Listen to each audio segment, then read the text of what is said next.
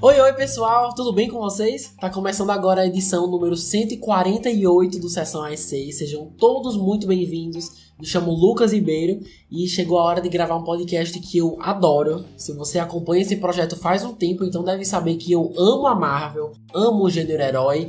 E hoje vou acompanhar vocês pelo calendário da Marvel de 2023. Nesse ano ao todo temos umas 10 produções, contando com as da Sony. E vou fazer bem mais do que só falar a data de lançamento dos filmes, tá? Hoje vou dar motivos para que vocês fiquem de olho nas próximas produções que muito em breve serão lançadas. Ou seja, vou dar o contexto dos quadrinhos, tenho umas fofocas bem leves dos bastidores, do que devemos esperar para o futuro, easter eggs, teorias, boatos, mas vou ser bem realístico também, tá? E por isso já adianto que, para chamar a atenção de vocês, talvez, tenhamos alguns spoilers nesse episódio. Spoilers leves, tá? Uma informação ou outra de um filme aqui, uma série ali, para dar uma noção do que devemos esperar da Marvel nesse começo da fase 5. Já deixando claro que não tenho interesse nenhum em estragar a experiência de ninguém, nem eu gosto de saber demais dessas coisas, então não vou falar nada demais. Mas fica aqui o aviso para quem é extremamente sensível a algo além do que tá nos trailers, tá bom? E sem contar que como nada foi lançado ainda, talvez nem tudo aconteça 100% como eu vou falar aqui. Mas é isso, tá bom? Os avisos são esses, estão dados, os links das pesquisas que fiz estarão na descrição, então bora começar por ordem cronológica. Espero que gostem. A fase 5 da Marvel começa oficialmente dia 17 de fevereiro com o lançamento do filme Homem-Formiga e a Vespa Quantumania, assim completando uma trilogia do Homem-Formiga. E até um dia desses, o terceiro filme normalmente significava o fim da jornada de um personagem como protagonista, né? Quase como um prazo de validade.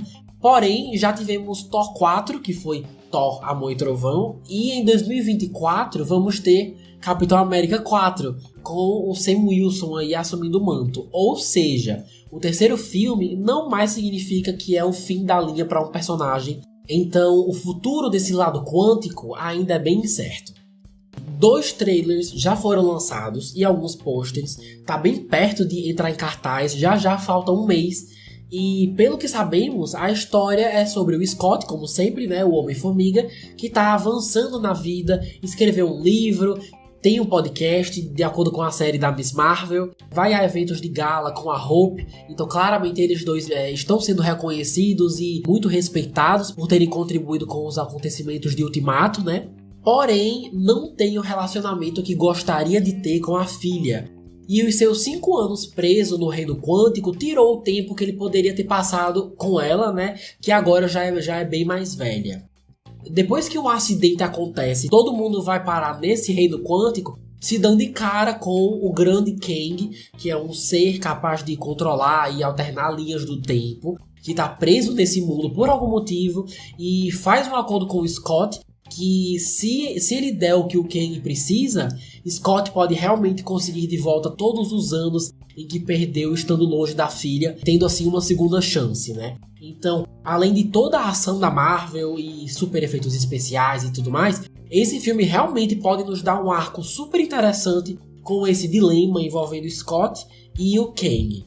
E falando isso em voz alta, me lembrei agora do Steve. Steve Rogers também perdeu anos congelado ao invés de estar com o amor da sua vida. E em Ultimato escolheu voltar no tempo e viver tudo aquilo com ela, mesmo se tornando um idoso nos dias atuais. E me pergunto se o Scott vai ter a coragem de fazer a mesma coisa.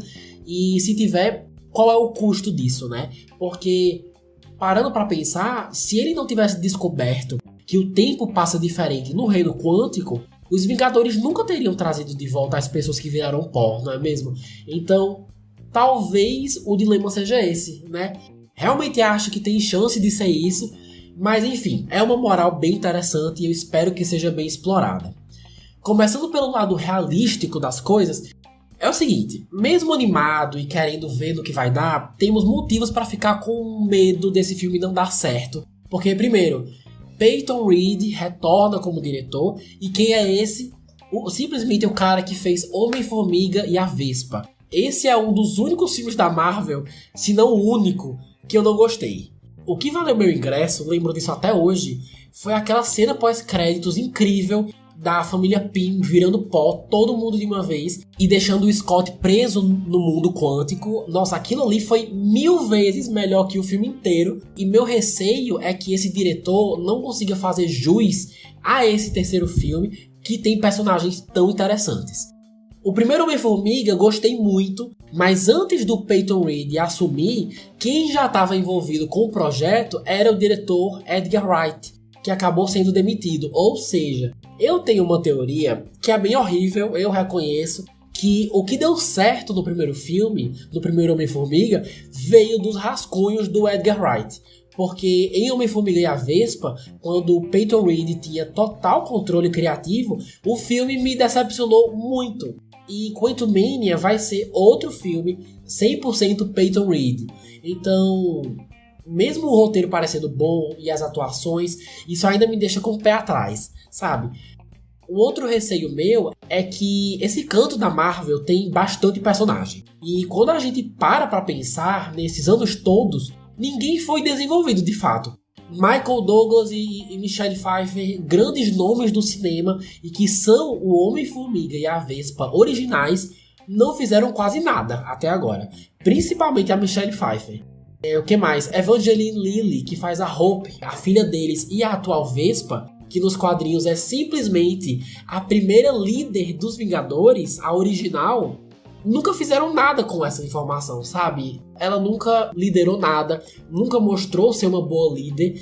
E agora também temos a Cassie, né? A filha do Homem-Formiga, que já tá bem crescida. Então já é mais uma pessoa na equipe. Então essas coisas me fazem questionar se o filme realmente precisava de todos esses personagens para contar uma história. É divertido vê-los no cinema, eu gosto, mas muitas oportunidades já foram perdidas.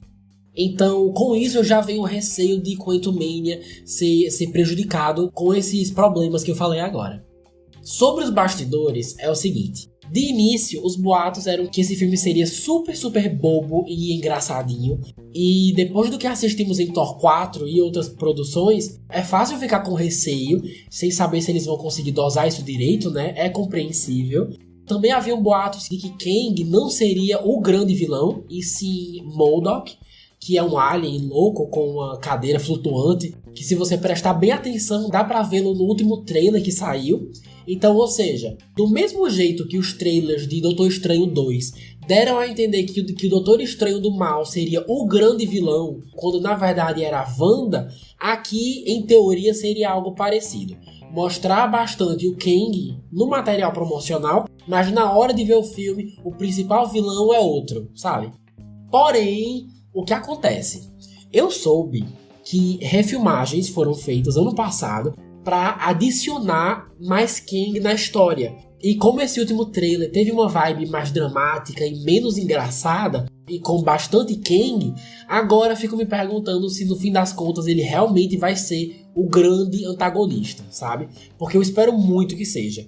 Não sei quase nada desse MODOK, mas visualmente não acho que consegue se sustentar como o grande vilão de um filme inteiro. Mas pelo pouco que vimos do Jonathan Majors como Kang, que sem contar com sua aparição no final de Loki, que foi ótima, esse sim promete entregar um personagem super interessante com o potencial, eu soube, de ser o próximo Thanos. Aquele que se torna uma ameaça em todos os próximos filmes, tanto que no dia 2 de maio de 2025 teremos o próximo filme dos Vingadores, que vai se chamar Dinastia Kang. Quantumania tem tudo para ser nosso primeiro gancho com esse Vingadores 5. E vai lançar já já, olha só. Então, ao invés de nos enganarem e o MODOK acabar sendo responsável por tudo, espero de verdade que o destaque que estão dando ao Kang seja real e que tenha um papel grande e importante agora, sem a gente precisar esperar. Agora vamos a algumas curiosidades aleatórias. Por algum motivo, Bill Murray tá nesse filme, fazendo uma participação especial. Apareceu super rápido no primeiro trailer, sem contexto algum, mas tudo indica que vai ser na mesma vibe do ator Jeff Goldblum em Thor Ragnarok. que acabou sendo o líder de um planeta com lutas entre alienígenas e onde o Thor acaba se encontrando e lutando contra o Hulk. Ou seja, uma participação rápida e sem afetar super o ramo da história, sabe? Mas quem ele tá interpretando realmente não sei dizer. E outra coisa, talvez isso eu até tenha comentado alguns anos atrás, mas por um bom tempo, quando a história de Quantumania ainda estava sendo escrita, seria esse filme que os jovens Vingadores iriam se formar como uma equipe pela primeira vez. Tava bem animado para ver isso, mas as chances disso acontecer agora são quase zero, porque tirando a Cassie, que como eu falei é a filha do Scott, não tem mais ninguém da equipe na história. Então vamos ter que esperar ainda mais para ver quando que esse grupo vai se encontrar. Ah, e outra coisa, boatos, talvez nunca aconteça, tá? Mas não é impossível, vamos dizer assim, que uma cena pós-créditos dando um teaser do paradeiro do Quarteto Fantástico seja mostrada no final. Sobre isso, tô com expectativas baixas, porque não passa de especulação e o elenco desse filme nem tá formado ainda, mas pelo que eu entendi, o jeito como Quantumania acaba tem tudo pra nos dar essa cena pós-créditos. E assim, como eu sou super fanboyzinho do quarteto, qualquer migalha que a Marvel me der eu já tô aceitando. Então, essas são as impressões e especulações de Homem-Formiga e a Vespa, Quantumania, tá bom? Apesar de tudo, quero muito ver se esse filme vai dar em algum lugar e se de fato vai ter todo o drama e as consequências que tá prometendo ter. Tô rezando para que não matem o Scott, inclusive, é um dos meus personagens favoritos. Paul Rudd é impecável, se encaixa como uma luva no personagem, super carismático, tenho um carinho grande por ele, então espero muito que não morra. E também queria muito saber mais do podcast dele, sei que é muito improvável, mas desde Miss Marvel eu digo isso que é uma ideia genial, acho que tem tudo a ver com a personalidade do personagem, e se a gente visse qualquer coisa do gênero, ia me conquistar muito. Mas então é isso, tá bom? Ficamos no aguardo pro dia 17 de fevereiro. Agora seguindo com Invasão Secreta. Olha, temos várias séries agendadas para 2023, mas nenhuma ainda com data 100% definida. Eu sei que Invasão Secreta está prevista agora para o início do ano, e como é a única série que já ganhou um trailer, então por isso escolhi colocar aqui em seguida, porque tem tudo para ser lançada nesse período de fevereiro, março, por aí. Como falei, já temos um trailer e só com isso a gente já percebe que vai ser uma mudança muito boa na questão do tom. Os últimos projetos da fase 4 focaram bastante no humor, em ser engraçado e não se levar a sério. E claro, teve um público para isso, que é ótimo, mas apesar de algumas pessoas curtirem esse formato, várias outras se questionavam se as produções mais sérias e dramáticas ainda eram uma opção. E pelo jeito ainda são sim, porque Invasão Secreta tem tudo para ser exatamente isso. Uma quebra desse tom mais cômico, com a volta do gênero ação com espionagem. Tipo o Capitão América Soldado Invernal. Aparenta ter bastante essa vibe. Pra quem não sabe, Invasão Secreta é uma das histórias mais populares e marcantes dos quadrinhos da Marvel. Inclusive quero muito ter a oportunidade de ler antes da série lançar. Mas falando bem resumidamente, é sobre a descoberta dos Vingadores, da existência dos Skrulls na Terra. Sabe aqueles alienígenas verdes que conseguem mudar de forma? Pronto, são eles.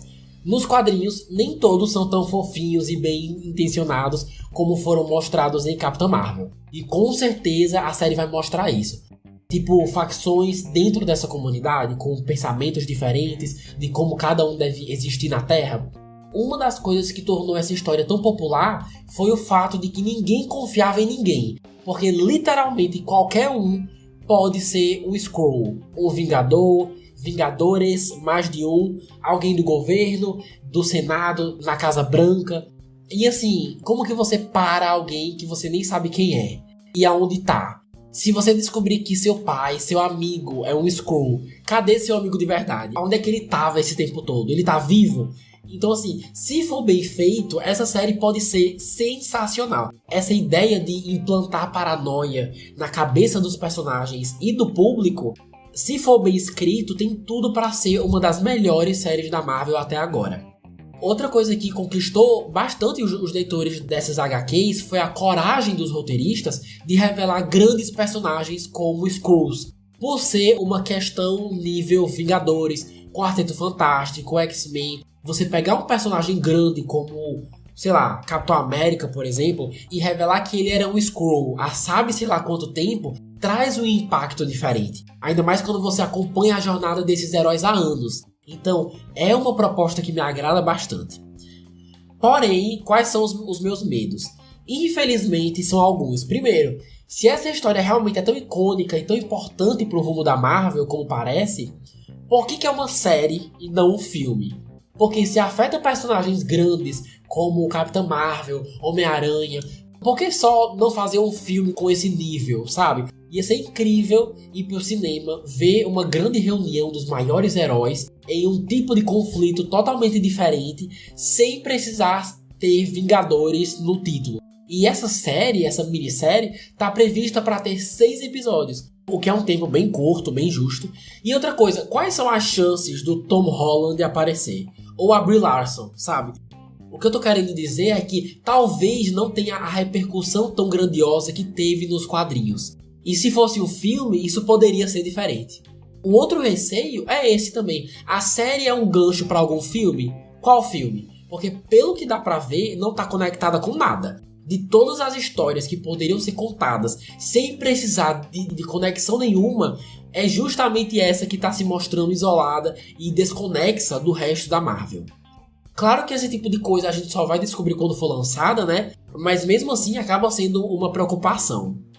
E assim, de informação mesmo, não tenho muita coisa. Só acho importante lembrar que no final de Homem-Aranha Longe de Casa, no caso o segundo filme do Tom Holland, é revelado que nem o Nick Fury, nem a Maria Hill eram de fato eles, mas sim Skrulls do bem, assumindo o papel desses agentes, enquanto o Nick Fury estava fora da Terra, numa nave espacial com outros Skrulls, fazendo sabe sei lá o que. E pelo trailer, ele finalmente retorna, e com algum motivo, né, com algumas informações aí, talvez até já sabendo que os Skrulls estão infiltrados por toda parte.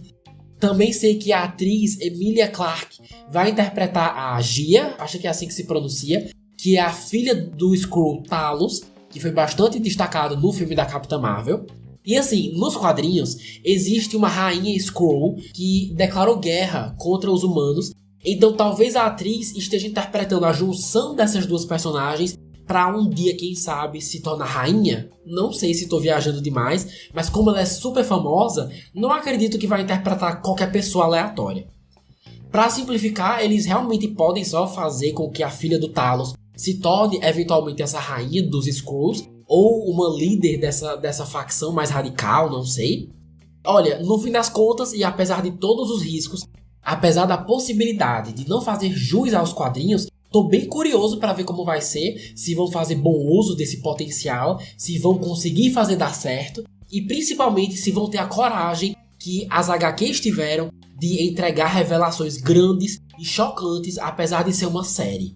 Mesmo com os altos e baixos da Marvel, eu confio no Kevin Feige. Vamos ver se vai ter algum tipo de repercussão para os próximos projetos.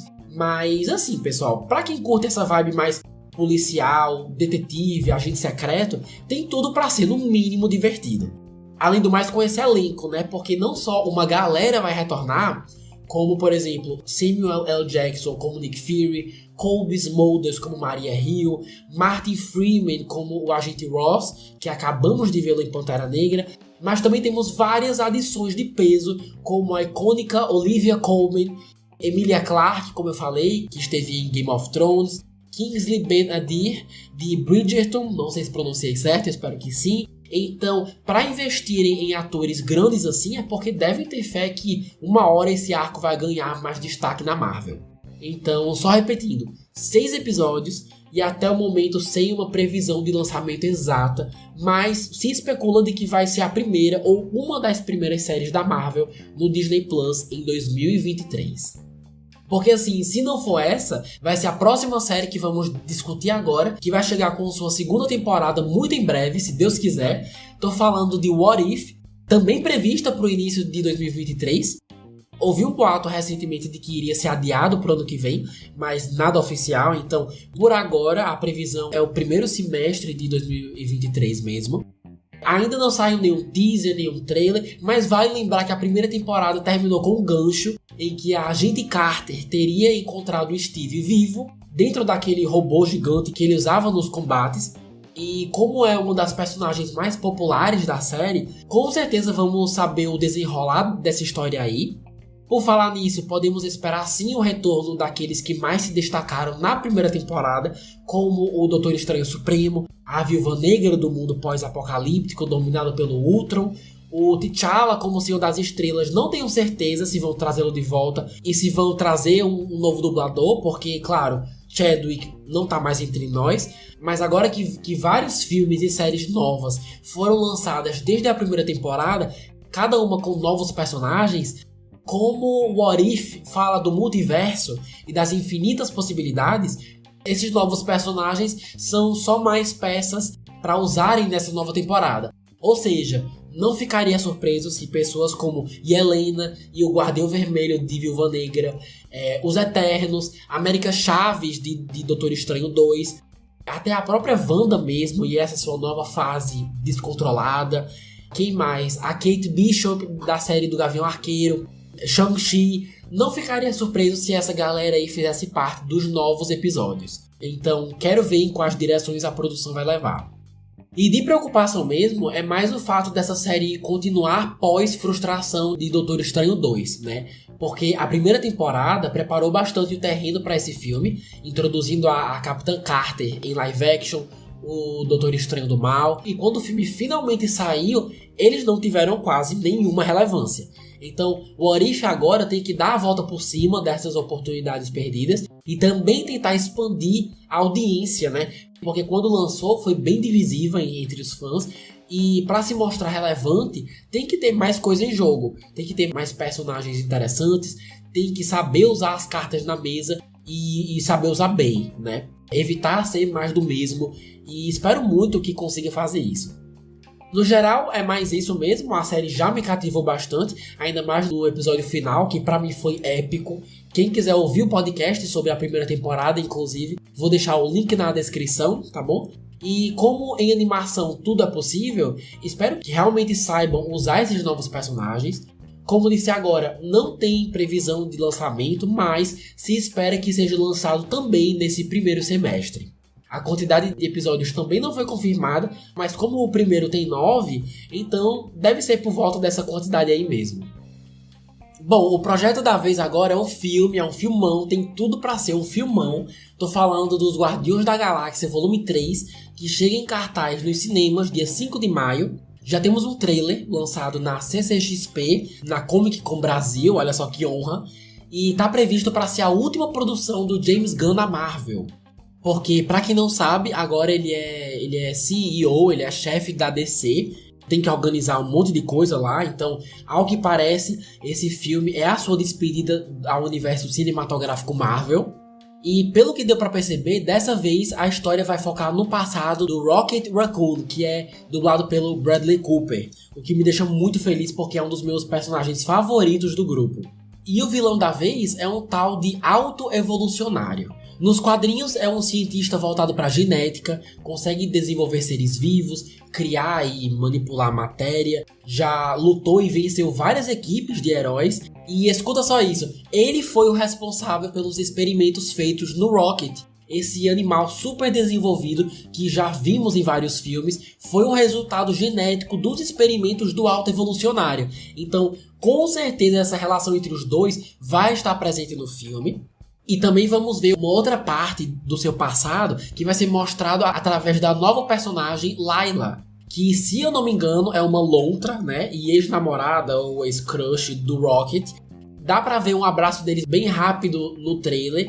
E adivinha só quem vai dar voz a ela? Adivinha. Boatos de que vai ser Lady Gaga.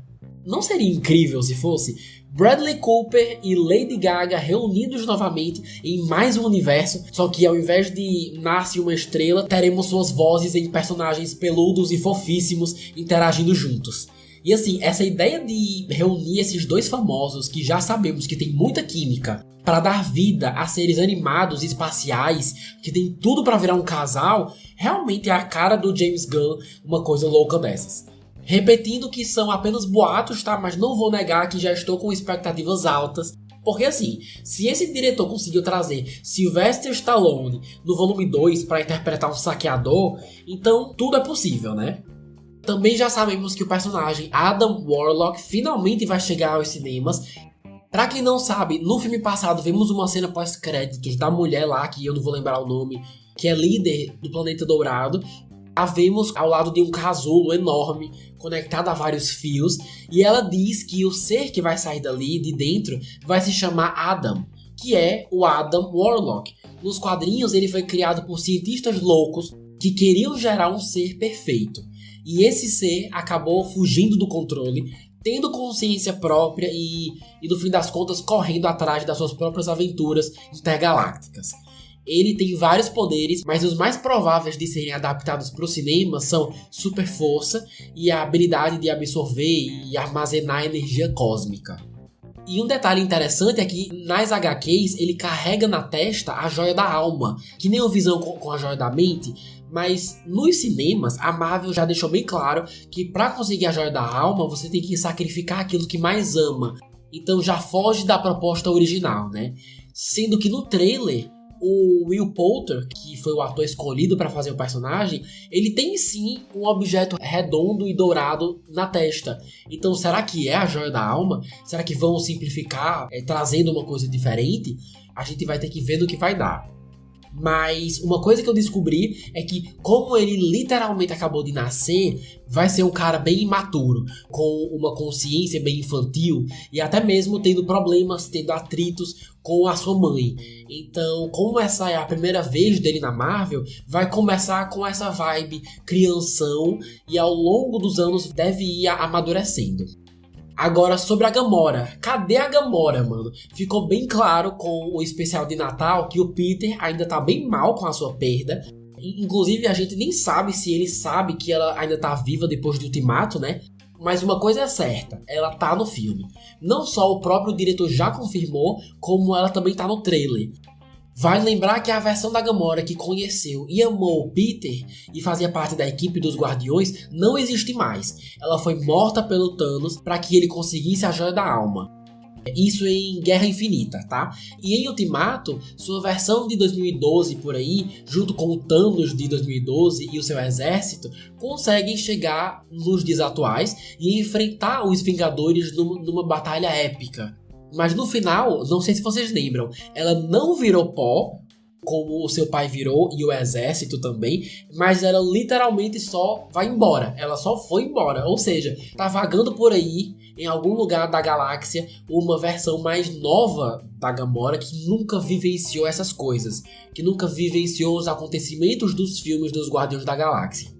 Então, acima de tudo, essa é uma oportunidade bem legal para a atriz Zoe Saldana mostrar um lado diferente da personagem, quem sabe um lado mais violento, defensivo e até perigoso mesmo, porque nos quadrinhos é conhecida como a guerreira mais mortal da galáxia.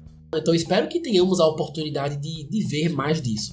Soube que nesse tempo todo longe, ela entrou para a equipe dos saqueadores, que são basicamente piratas espaciais. Então vamos ver de que forma ela encontra seu caminho de volta para os Guardiões. E assim, não sei se vocês sabem, mas James Gunn deixou bem claro que por esse ser seu último projeto com esse time, que vai ter uma vibe mais dramática e com duras consequências. Ou seja, pessoas vão morrer. Não sei exatamente quem, e o diretor bolou um jeito genial para evitar que isso vaze e a internet descubra antes da hora, né? Que foi o quê? Simplesmente múltiplas mortes foram gravadas. Vários atores gravaram cenas em que seus personagens morriam e só o próprio diretor e o pessoal da edição é que vai saber qual cena realmente vai estar no filme. Legal, né? Então, pelo que entendi, vai ser uma surpresa tanto para os atores quanto para a gente. E também foi confirmado que no final do filme vamos ter uma nova formação dos Guardiões, ou seja, a equipe vai continuar existindo, mas com novos integrantes. Vamos às teorias. Se não me engano, Adam Warlock já fez parte desse grupo, então não ficaria surpreso se no final das contas ele virasse amigo de todo mundo e entrasse para a equipe. Agora, de mortes, Dave Bautista, que faz o Drax, já deixou muito claro com comentários em entrevistas que não faz mais questão de continuar com esse personagem, porque ele quer ser levado mais a sério, em projetos mais sérios, e já deu o que tinha que dar pro Drax. Na verdade, eu acho que ele até chegou a dizer que esse realmente é o seu último filme na Marvel. Então, mais claro do que isso, que o personagem vai morrer, não acho que dá pra ficar. Gamora eu acho que não, porque essa mulher já sofreu demais. O trailer também dá a entender que o Rocket vai junto com o Drax, mas eu soube que não só o Rocket não vai morrer, como talvez, ele termine liderando a equipe no fim das contas. E se isso realmente acontecer, eu ia achar o máximo. Como eu falei, é um dos meus personagens preferidos. Mas então, o que isso quer dizer pro Peter Quill, não é mesmo? Fica aqui meu questionamento. De receio para esse filme, eu soube que, assim como o Quantumania, também vai ser bem zoeiro, engraçadão. Só resta saber se é na dosagem de sempre dos filmes anteriores, que por mim tá super de boas, ou se é nível Thor, Amor e Trovão. Mas meu maior questionamento é se os grandes Guardiões da Galáxia conseguem sobreviver sem o cara que os trouxe pro cinema. Será que sem o James Gunn é possível continuar com novas aventuras dessa equipe, mas nas mãos de um profissional que nunca teve nenhum contato antes, sabe? Não tô dizendo que vai dar tudo errado e daqui pra frente só ladeira abaixo, não. Mas é um receio válido. Espero de verdade que Kevin Feige e sua equipe estejam de olho nisso. No geral, de todos os filmes para serem lançados em 2023, esse é o que eu suspeito que mais vai se dar bem de bilheteria. Não sei se chega em 1 bilhão, mas pelo conjunto da obra, a despedida de James Gunn e de alguns atores que estão com a gente desde o início, por todo o encerramento de um ciclo, acredito que vai se dar muito bem, melhor que Quantumania e The Marvels. Tenho fé que vamos ter mais filmes dos Guardiões em algum dia no futuro e espero de verdade que quem quer que assuma a direção criativa consiga manter essa vibe que James Gunn soube fazer tão bem, de não se levar a sério, de ser engraçado na medida certa e ainda conseguir explorar personagens, trazer ótimas sequências de ação e ainda assim conseguir conquistar todas as idades. Espero que seja um final digno e tem tudo para ser. Agora, em seguida, temos mais uma série, a segunda temporada de Loki, que está prevista para o meio do ano, e já com o retorno de todo o elenco, né? Temos Tom Hiddleston como Loki, o Deus da Trapaça, Owen Wilson como Mobius, Sofia Di Martino como Sylvie, a variante do Loki, e quem sabe não vemos até o Jonathan Majors como algum variante do Kang, ou talvez até o próprio Kang, né? Já que a série terminou com ele assumindo a TVA. Então é bem provável. Só o que temos até agora foram umas imagens tiradas do set de filmagem. Temos o que? Loki e Mobius super arrumados de paletó, provavelmente em algum período do tempo, indo para algum evento importante. Também temos a Sylvie comendo do lado de fora de um McDonald's nos anos 70, talvez. E uma foto oficial, essa é oficial, de vários Lokis do Tom Hiddleston em uma única cena, talvez ele usando suas ilusões para conseguir alguma coisa, não sei. Mas olha, de longe, o que mais me chamou a atenção são as fotos de cartazes de filmes do Kingo. Lembram do Kingo, o ator de Bollywood e membro dos Eternos? Pronto, vários pôsteres foram avistados em um set de época, o que não só mostra que vamos ter referências e easter eggs de outros personagens da Marvel, como eu espero muito que o próprio King apareça. Não precisa ser por muito tempo, mas todo o diferencial dos Eternos é que eles não envelhecem, né? Então o próprio ator Kumail Nanjiani pode retornar para esse papel, para aparecer nesse período do tempo, independente de qual seja, e se esbarrar com Loki. Diga aí como ia ser legal. Qualquer oportunidade para eles darem mais respeito e dignidade para os Eternos, eu super apoio. E o Kingo foi um dos pontos altos do filme, né? Então, se a Marvel realmente souber aproveitar essas oportunidades, vão fazer bem mais do que só colocar os pôsteres de seus filmes. O ponto arriscado eu diria que é o mesmo caso dos Guardiões da Galáxia, porque aqui também temos uma grande força criativa que já foi embora. Tô falando da diretora Kate Herron, uma das grandes responsáveis pelo sucesso da primeira temporada e que não voltou para a segunda porque aparentemente queria fazer outras coisas da vida. Sem ela ficar aquela dúvida se o padrão de qualidade vai conseguir se sustentar sem essa peça tão importante, sabe? Espero muito que sim. Mas, no fim das contas, Loki se mostrou ser uma série fenomenal, a minha favorita até agora. Quem quiser escutar o podcast da primeira temporada, vou deixar o link na descrição. Até o pessoal que está produzindo deve saber do sucesso que foi e a proporção que tomou. E isso no auge da pandemia ainda mais. E pelo pouco que mostraram, a gente vê que tem tudo para continuar assim. Não só explorando mais e mais desse cara incrível que é o Loki, mas também estando super conectado com as histórias que a Marvel conta simultaneamente. Aqui também não temos um número exato dos episódios, mas também deve ser o mesmo da primeira, né? 6 ao todo, então espero em breve ter mais novidades dessa série que já me conquistou. Seguindo agora com o filmão Homem-Aranha através do Aranhaverso parte 1. Ah, Lucas, mas os filmes da Sony não fazem parte do universo Marvel. É só para deixar o calendário mais completo. E como é um filme esperado por muitos, e tecnicamente é da Marvel, por que não, né? No final também vou falar do filme do Kraven, só para fechar com chave de ouro. Mas sobre o filme do Miranha, foi aclamado por todo mundo, né? No caso, o primeiro. Foi o caso raro em que não vi ninguém odiando esse filme, apesar da bilheteria ter deixado a desejar. E além de ser elogiado, também conseguiu levar o Oscar de melhor animação em 2019. E depois de ser adiado algumas vezes, a primeira parte da continuação vai ser lançada nos cinemas dia 1º de junho. Olha, confesso a vocês que sobre esse projeto e do Kraven, o Caçador, não sei muito mais do que vocês. Na verdade, vocês devem saber até bem mais.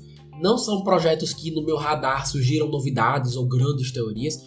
Mas, bora lá, o que sabemos até agora? Primeiro, quase todo o elenco vai estar de volta. Acho que, com exceção do Nicolas Cage como Black Noir, o resto do pessoal deve sim retornar. Estou falando do Shameik Moore como Miles Morales, Hailee Steinfeld como Gwen, Jake Johnson como Peter Parker e novos dubladores também, como Daniel Kaluuya, Issa Rae e o Oscar Isaac, que apareceu na cena pós-créditos do primeiro filme, se revelando Homem-Aranha 2099. Então, gente talentosa a gente sabe que vai ter, né? Também sabemos que vai se passar anos depois do primeiro filme, porque quem viu o teaser e o trailer deve ter notado que o Miles está bem maior. Ou seja, personagens mais maduros podem significar um filme ainda mais sério e com mais consequências. E levando em consideração que essa é a parte 1, quer dizer que eles podem terminar esse primeiro do jeito que quiserem e nos deixar querendo mais, por saber que em 2024 vamos ter a parte 2, que é a conclusão da história. Então, os ganchos com certeza vão aumentar o hype pro último filme e, com sorte, também aumentar a bilheteria, né? O que mais? Também o multiverso. O primeiro filme foi bem criativo, com várias realidades, e em cada uma delas, vários personagens representando essas realidades. Mas pelo trailer você vê que eles vão levar esse conceito de multiverso para um patamar ainda maior e mais ambicioso. Isso você vê só pela cena com centenas de miranhas caminhando, conversando. É easter egg pra tudo quanto é lado. Dá pra ver o Homem-Aranha, membro do Quarteto Fantástico, com aquela roupa azul e um saco na cabeça. Dá pra ver também aquele traje icônico do videogame, com uma aranha branca bem na frente. Então assim, pra quem é fã, esse filme tem tudo pra ser um paraíso. E outra coisa também são os vilões. No teaser dá a entender que vai ser um tal de Spot, ou Mancha, que é um cara com vários buracos pelo corpo. É difícil explicar o poder dele só por áudio, mas se você viu o teaser dá pra entender bem mais.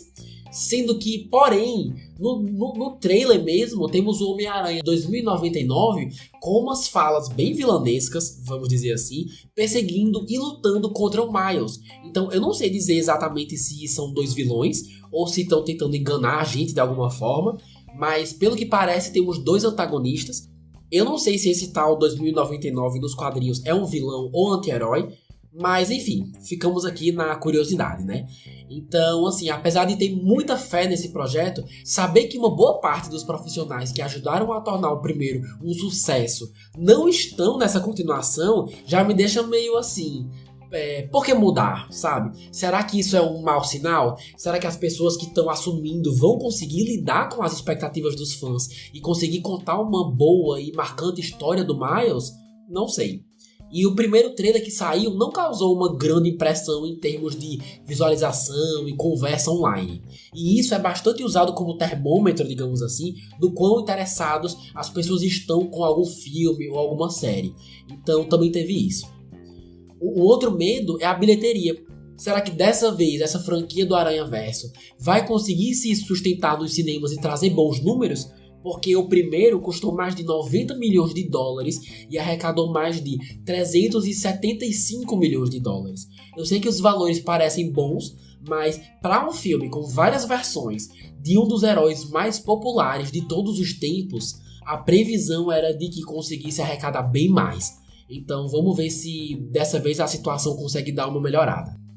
Mas é isso, pessoal. Expectativas altas para essa parte 1. Espero muito que se dê muito bem e que também seja premiada, assim como foi o primeiro. Ainda quero reassistir ele antes de junho chegar e espero também que não seja adiado de novo, né? Ninguém merece. Próximo filme, bora lá. The Marvels, também conhecido como a continuação do filme Capitã Marvel, previsto para lançar dia 28 de julho. Plot exato ainda não se sabe, nem teaser saiu, nem nada. Não sou fã desse nome, hoje já sou mais acostumado, mais de boa. Mas quando ouvi pela primeira vez, achei muito Paquitas da Xuxa. As Marvels, sabe? Mas dá pra se acostumar. Enfim, sobre o plot é o seguinte. Marvels é pra representar o trio Monica Rambeau, Kamala, que é a Miss Marvel, e a Carol, que é a Capitã Marvel. E assim, só recapitulando, WandaVision termina com Mônica sendo mandada pro espaço porque uma Skrull disse que Nick Fury queria falar com ela. E Miss Marvel termina com o bracelete da Kamala brilhando misteriosamente e as duas trocando de lugar. Porque do nada Kamala desaparece e a Carol aparece no seu lugar. Ou seja, de alguma forma elas duas estão conectadas. Então a história de alguma forma vai unir elas três em uma aventura provavelmente espacial. Agora vamos ao que eu sei sobre esse filme. A diretora Nia da Costa investiu bastante em diversas cenas de ação da Mônica, onde a gente vai conhecer mais sobre seus poderes que ela ganhou passando pelo Rex, mais do que deveria, né, em WandaVision. Esse destaque me parece realmente uma ótima ideia, porque ela me chamou bastante atenção em WandaVision, seus poderes também. Não deu para entender exatamente o que ela faz ou do que é capaz de fazer. Nos quadrinhos, seus nomes de heroína já foram Photon, Spectro e até Capitã Marvel mesmo, e eu soube que no filme vai se chamar Spectro.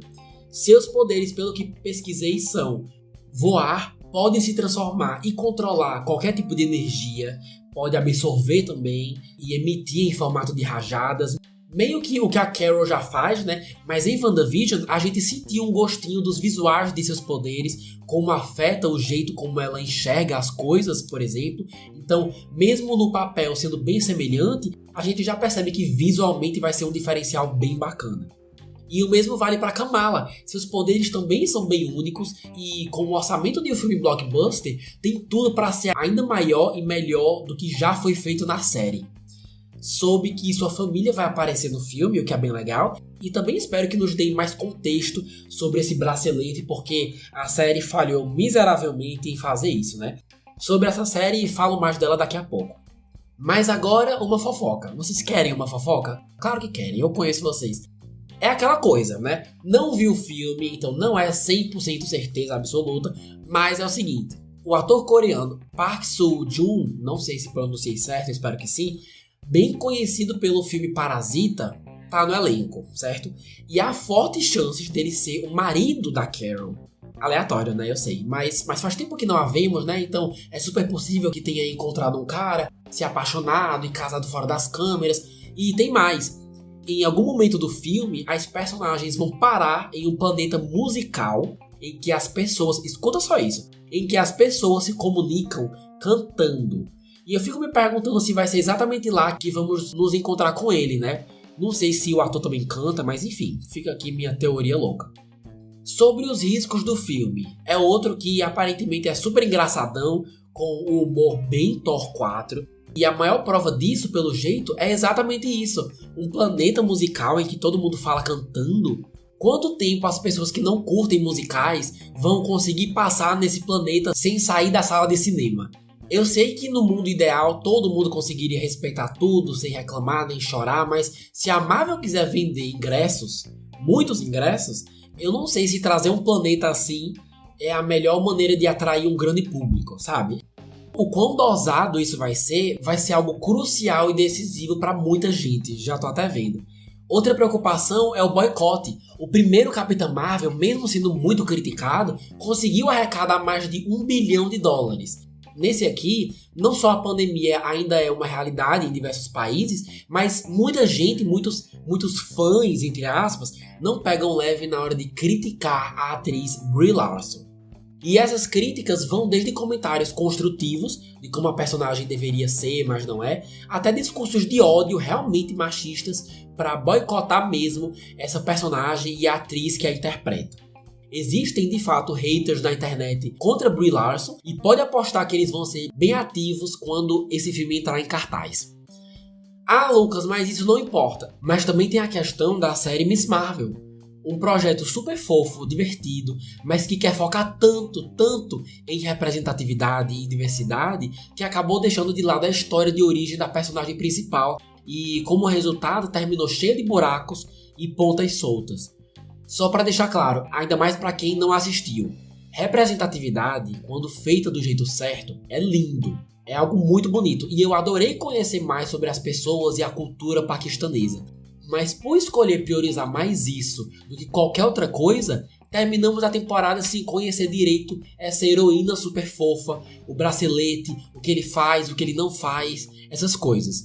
E foi muito criticada por causa disso, sendo uma das séries, se não a série menos vista da Marvel no Disney+.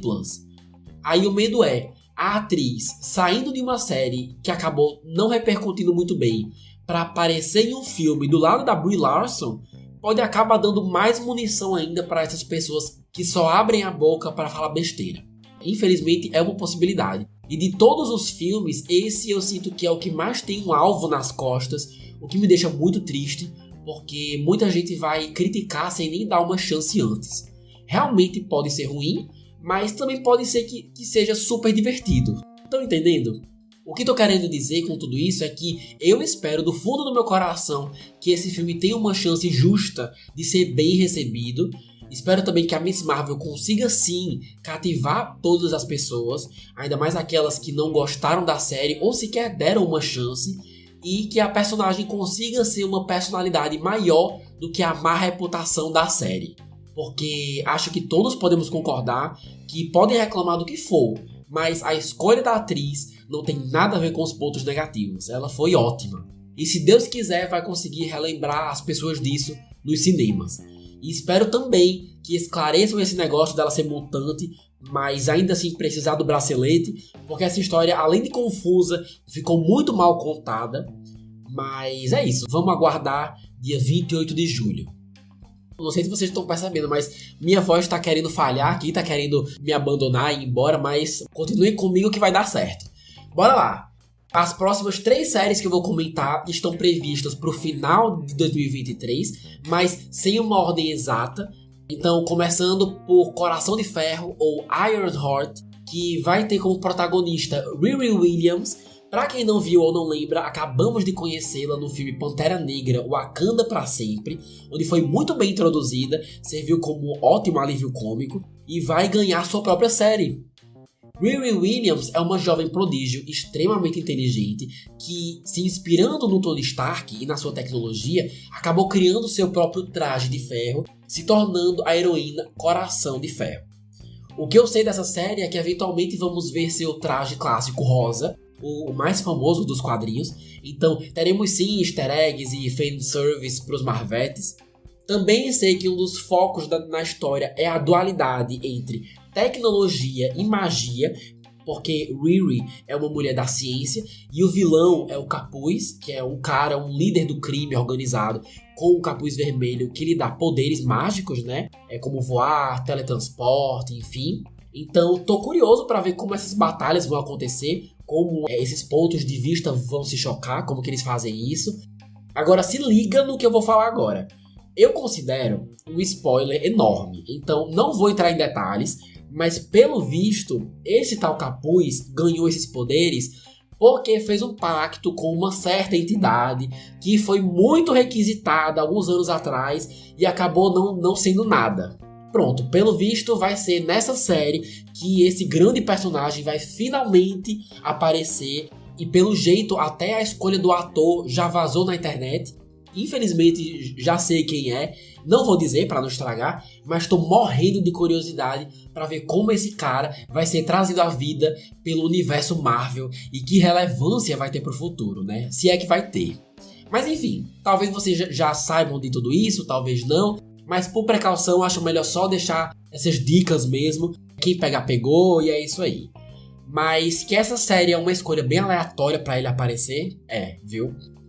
Meus maiores receios são dois. Primeiro, pelo jeito como as coisas estão andando, a caracterização desse personagem misterioso vai mais pro lado do engraçado e da piada do que realmente um visual mais dark e fiel aos quadrinhos. O que, dependendo como for feito, pode ser uma escolha bem desnecessária, né, e criticada.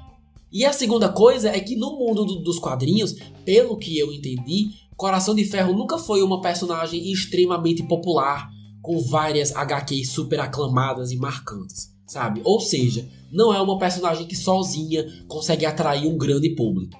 Não é um Capitão América, um Thor da vida, isso que eu tô querendo dizer. Suas histórias nunca venderam muito bem, e se a Marvel não tomar cuidado, isso pode acabar refletindo na série.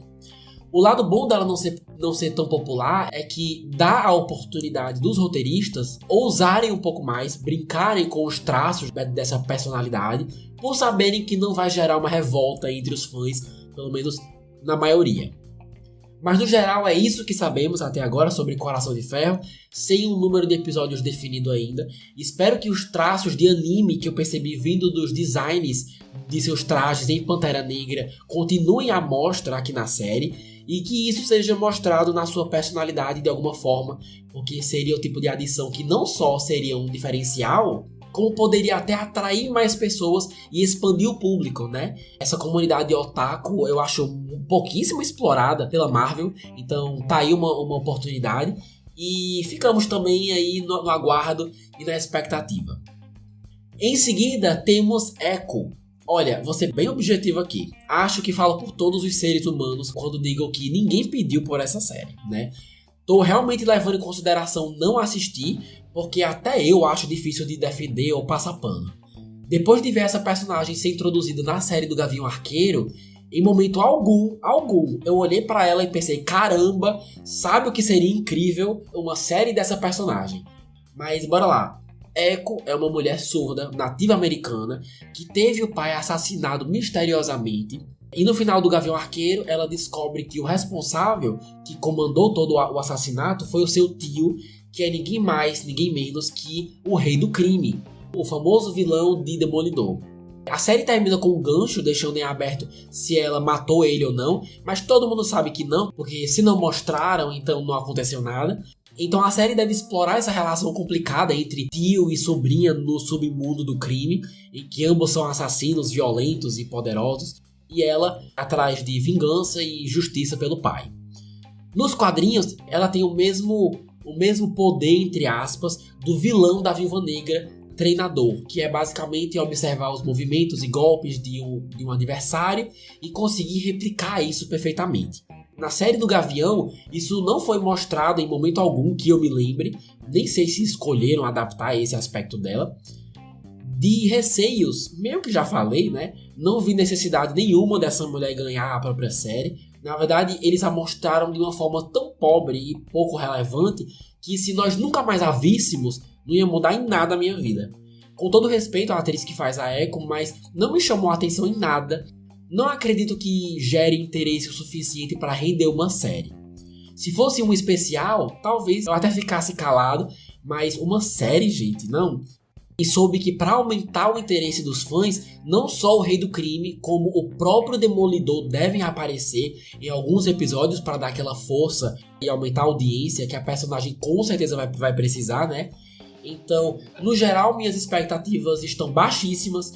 Vou ver um trailer para ver no que vai dar, mas por hora realmente não faço questão de ver essa série. Boatos de que vai ter uma vibe série Marvel da Netflix em relação a baixo orçamento e história. E também soube que a própria Marvel já conferiu esse projeto e não achou muito bom. Então, de todas as séries, essa é a mais provável a ser refilmada ou simplesmente ser a última a ganhar uma data de lançamento oficial.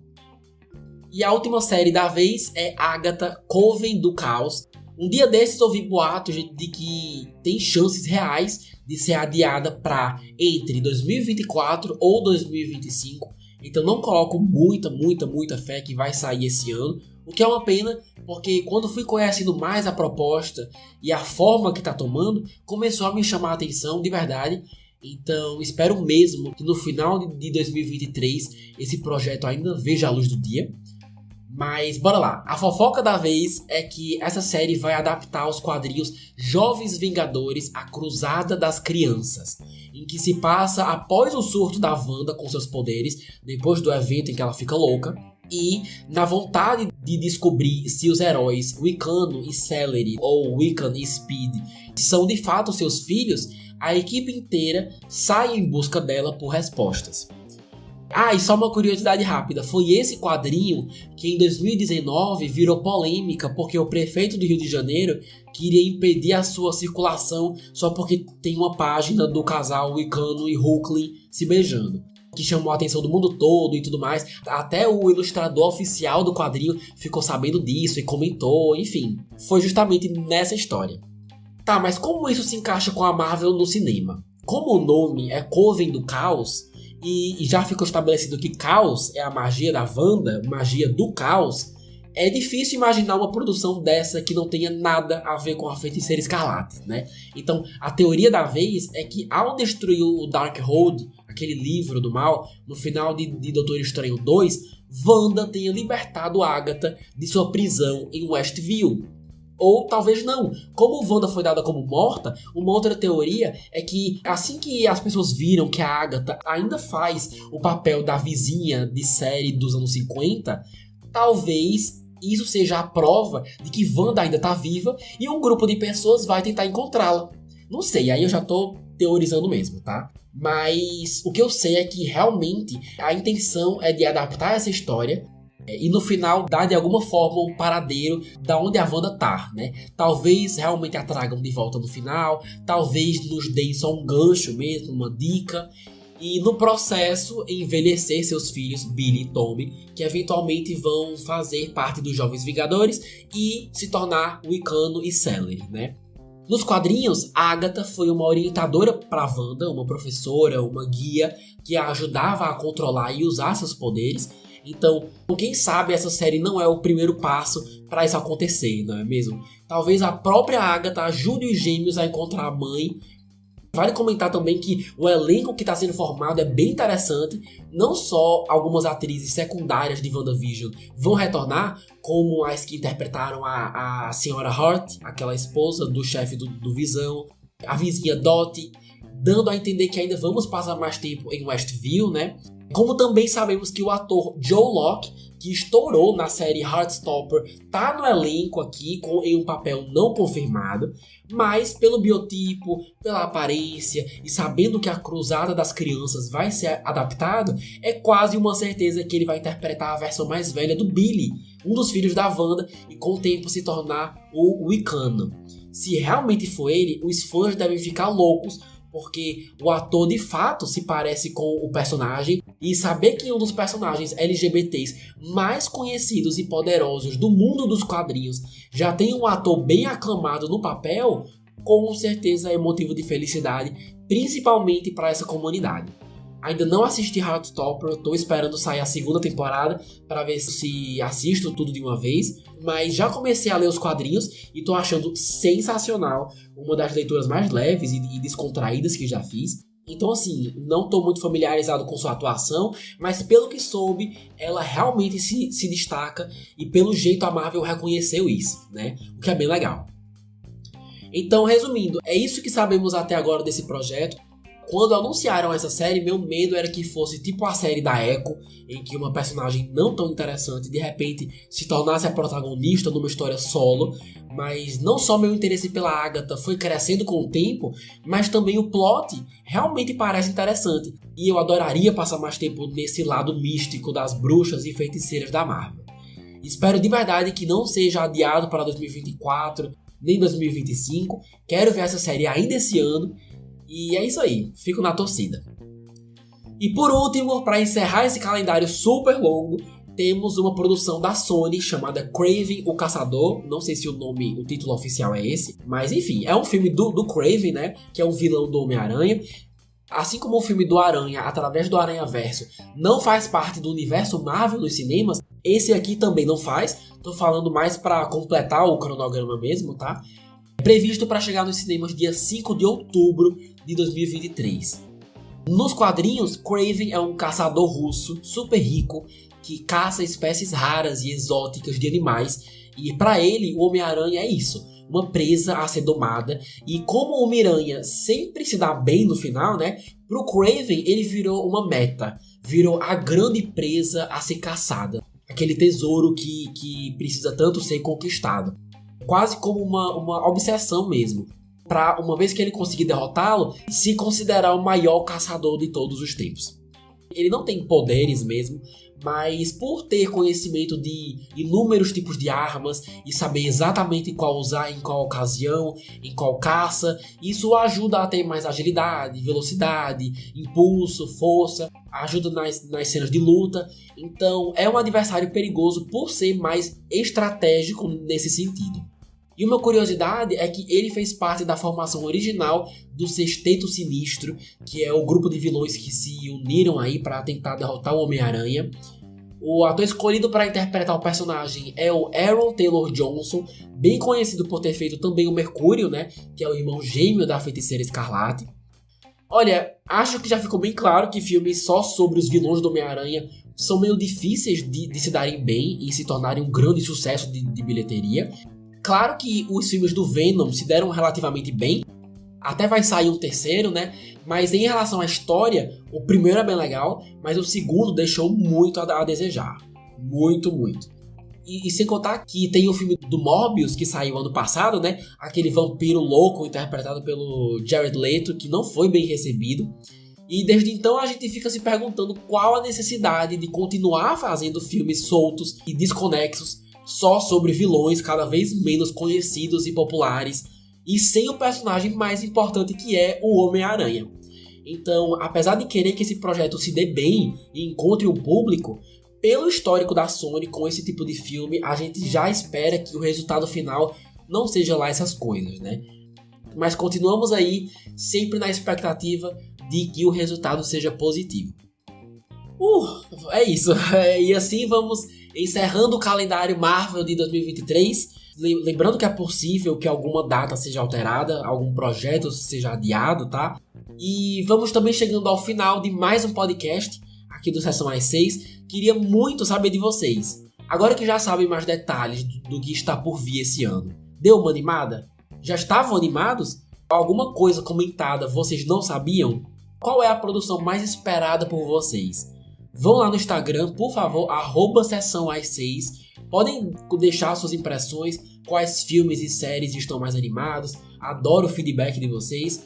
Por favor, se puderem, compartilhem esse episódio para os Marvetes que conhecem, aquelas pessoas que não perdem uma produção da Marvel, ou então para quem está por fora e não sabe muito bem o que esperar, porque isso já ajuda demais o podcast a alcançar mais pessoas, ainda mais em gravações como essa, que exigem bem mais pesquisa, edição, roteiro e voz, né?